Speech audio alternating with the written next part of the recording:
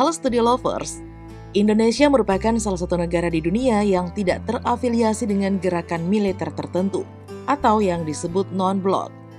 Non-blok merupakan organisasi internasional yang terdiri atas 100 negara.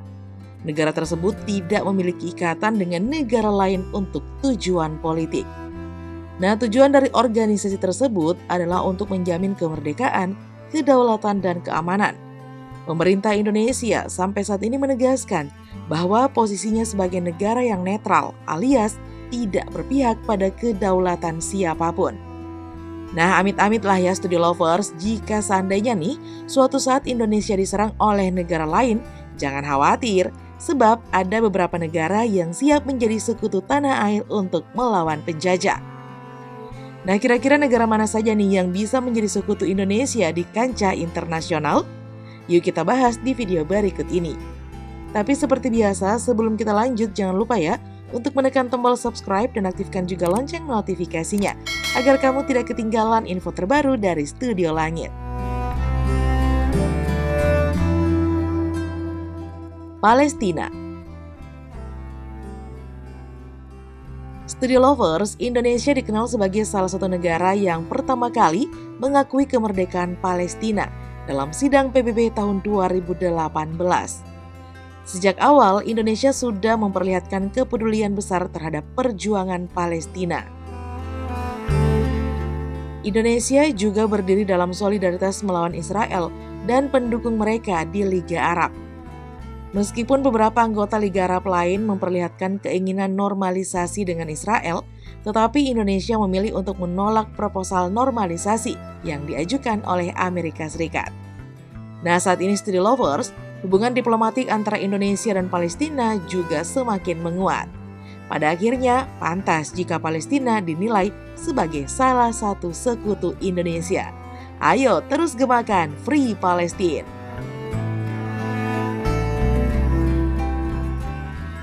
Arab Saudi.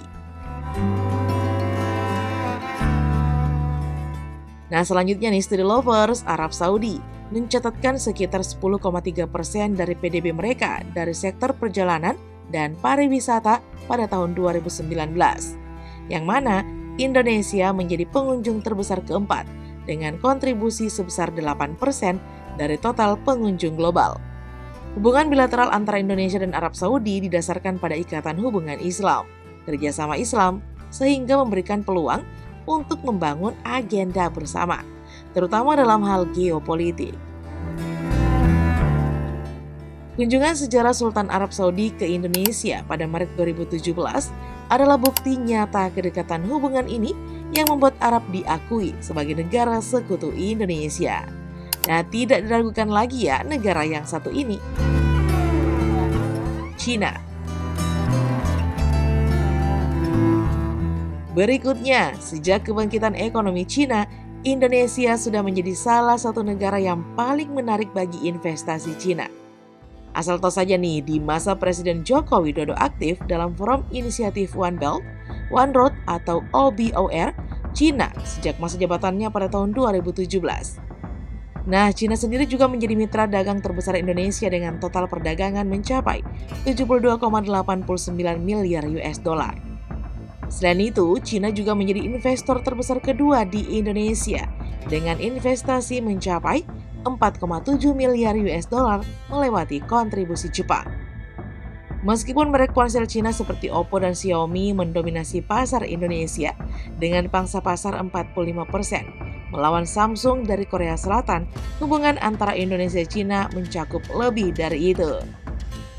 Siapa nih yang gemar memakai produk dari negara ini? Rusia. Perlu diketahui, hubungan Indonesia dan Rusia terjalin sangat baik sejak pemerintahan Presiden Soekarno. Indonesia bahkan sering diberikan bantuan senjata perang oleh Rusia. Masyarakat Rusia bahkan sangat mengenal Bung Karno dan kerap menyambut kedatangannya dengan sukacita. Melihat keakraban kedua negara ini, sepertinya membiarkan Indonesia menderita adalah hal yang tidak bisa dilakukan oleh Rusia. Sehingga sudah pasti negara ini akan siap untuk membantu jika kita diserang oleh negara lain. Wah, didukung negara kuat nih. Hurra! Jepang. Nah, apabila di masa depan Indonesia diserang oleh negara lain, maka Jepang akan menjadi salah satu negara yang siap mengirim pasukannya untuk membantu Indonesia. Meskipun Jepang dulunya sempat menjajah Indonesia, tetapi di masa modern, hubungan kedua negara ini sangatlah baik, terutama dalam bidang ekonomi. Nah, tokoh sentral yang mempererat hubungan kedua negara ini adalah Presiden Susilo Bambang Yudhoyono. Selain itu, Studi Lovers, Kedutaan Besar Jepang di Indonesia juga mengonfirmasi bahwa SBY adalah inisiator dari Forum Kerjasama Investasi yang dikenal dengan sebutan IJEPA, Perjanjian Kemitraan Ekonomi Indonesia-Jepang. Kabar baik nih, bisa sekutu dengan negara maju yang satu ini. Korea Selatan. Studi Lovers, saat ini kerjasama antara Indonesia dengan Korea Selatan telah berkembang secara luas terutama di sektor industri. Nah, apalagi Korea Selatan juga menjadi penanam modal asing terbesar ketiga di Indonesia. Sehingga sudah pasti akan siap untuk membantu negara kita jika di masa depan akan ada negara yang menyerang. Nah, jangankan itu, penggemar K-pop dan drakor sepertinya membuat kita terhubung ya dengan negara yang satu ini, betul tidak? Yuk, mana nih penggemar K-pop dan drakor? Unjuk jari dong! Singapura. Nah, yang terakhir nih ada negara tetangga, yakni Singapura, yang telah menandatangani persahabatan diplomatik yang lama dengan Indonesia. Setelah kunjungan terakhir Presiden di Singapura, Halimah Yacob, dengan Presiden Indonesia terdahulu Joko Widodo di Bogor pada Februari 2020 lalu. Sehingga kedua negara ini bisa disebut sebagai negara sekutu Indonesia. Ikatan antara Singapura dan Indonesia juga ditandai dengan kerjasama ekonomi bilateral yang kuat. Singapura adalah mitra dagang terbesar ketiga Indonesia, 30,51 miliar US dollar, dan investor terbesar di Indonesia, 6,5 miliar US dollar. Selain itu, Indonesia juga menjadi pengunjung terbesar kedua ke Singapura setelah Cina. Nah, melihat peta sekutu yang berpihak ke Indonesia, sepertinya negara yang mengancam dan menyerang Indonesia harus banyak mikir ya, Studi Lovers? Setuju kan? Oke deh, Studi Lovers, sekian dulu ya informasi kita kali ini. Jangan lupa untuk selalu mendukung kami ya dengan cara menekan tombol subscribe, like, comment, dan share video ini. Sampai jumpa lagi di video berikutnya. Bye-bye!